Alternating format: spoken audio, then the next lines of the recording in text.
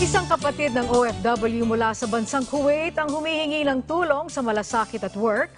Ang kanya raw kasing kapatid sinasaktan at pinagmamalupitan ng kanyang mga amo.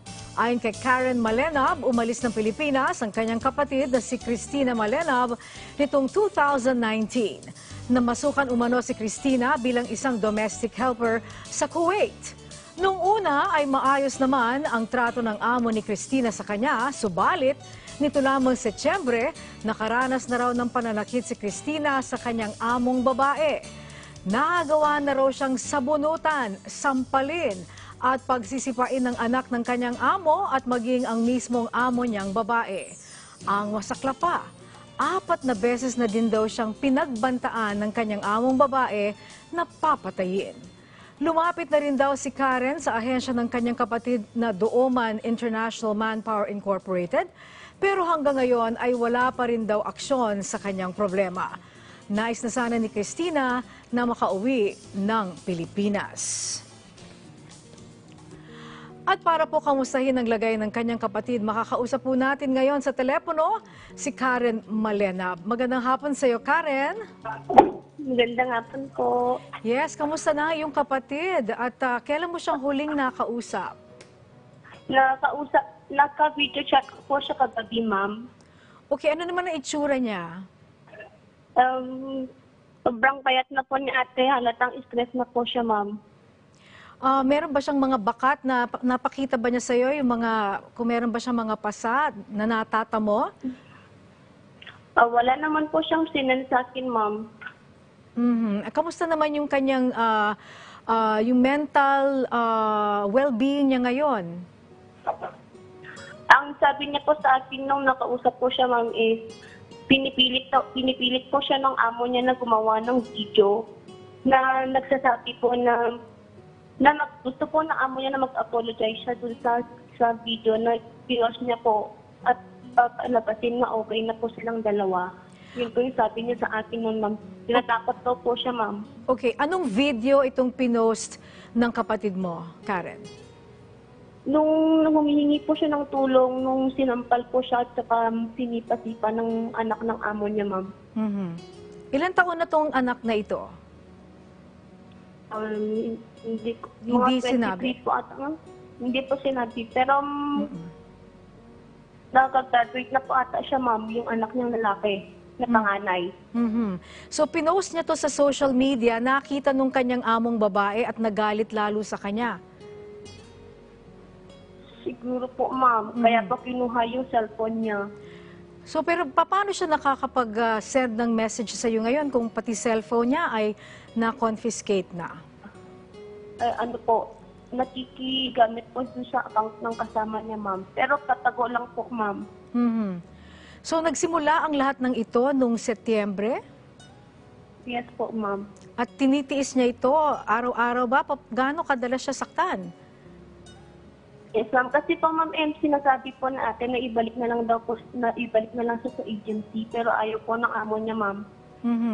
At bakit naman sinabing may pagbabanta sa kanya na siya'y papatayin?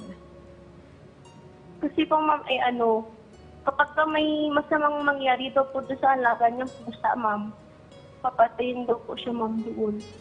Okay, so may dalang takot na rin ngayon, ang iyong kapatid. Sige, sisikapin natin. Ang gusto niya ay makalipat o makauwi ng Pilipinas? Makauwi po siya, ma'am. Alright. Sige, sandali lang, Karen, ha? At para sa isyong yan, ating kakausapin ngayon sa linya ng telepono si Deputy Administrator Mocha Uson ng Overseas Workers Welfare Administration. Magandang hapon po sa inyo, Deputy Administrator Uson. Magandang hapon po. Good afternoon po sa ating mga listeners at manonood. Opo, ilalapit lang ho namin sa inyo ito hong ating OFW sa Kuwait na umano'y sinasaktan po ng kanyang amo at meron pa pong pagbabanta sa kanyang buhay. Ano po ang maaring magawa ng OWA patungkol dito? Ma'am, ang gagawin po natin, narinig naman po natin yung salaysay po ni Ma'am Karen, yung kapatid po ni Christina. Tatawagan po natin yung ating office po doon sa POIT, yung POLO or Philippine Overseas Labor Office, at dahil nga po nasabi ni Karen na hindi na po sumasagot yung kanyang ahensya, ay ipapakontak po natin sa ating polo office doon po sa Kuwait, yung Foreign Recruitment Agency doon po sa Kuwait, para po i-demand na makita po ng ating officer si Christina po at magawa na po ng paraan para makauwi na po si Christina. Oh, pag ganyan din po, merong liability, yun pong yung manpower agency, hindi po ba? Opo ma'am, meron po, lalo na po dahil responsibilidad po nila yung kanilang mga workers po at hindi po dapat dumarating sa punto na ganito po. Dapat po kapag ang kamag-anak ay nagparating ng concern po doon sa Philippine Recruitment Agency, dapat po ay ginagawa po nila ito kaagad ng paraan. Okay, so sino po ang makikipag-ugnayan dito po sa local manning agency? Si Karen po ba o ang tanggapan po ninyo, Deputy Administrator? Ang gagawin po natin, ma'am, kukunin po yung contact number po ni Ma'am Karen at ang opisina po natin ay tatawagan ng pansin yung Philippine Recruitment Agency po dito at kasabay po niyan ay tatawagan din po natin yung ating polo office sa Kuwait para matignan po kaagad yung kalagayan ni Ma'am Christina at magawa na po kaagad yung kanyang magpapauwi, magawa na paraan po.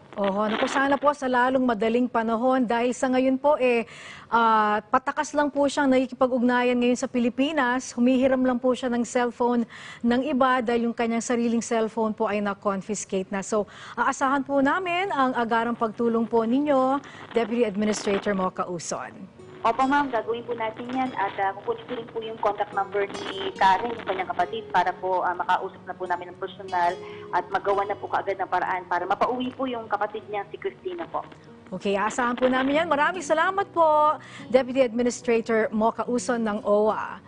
At ayan, narinig na rin po ni Karen ang ating pag-usap kay Deputy Administrator. So Karen, kung nakikinig ka pa, kukunin namin ang number mo, ibibigay natin kay Deputy Administrator para magkausap kayo at mapauwi na ng buhay at ligtas ang iyong kapatid. At sa mga nais pong... Salamat po. Okay, thank you Ren. At sa mga nais pong humingi ng tulong sa ating pong programa, maaari po kayong magpadala ng mensahe sa PTV, malasakit@gmail.com at maaari din po kayong mag-message sa ating pong official Facebook page na PTV Malasakit at Work. At muli sa sentro, ang tunay na malasakit ay laging at work.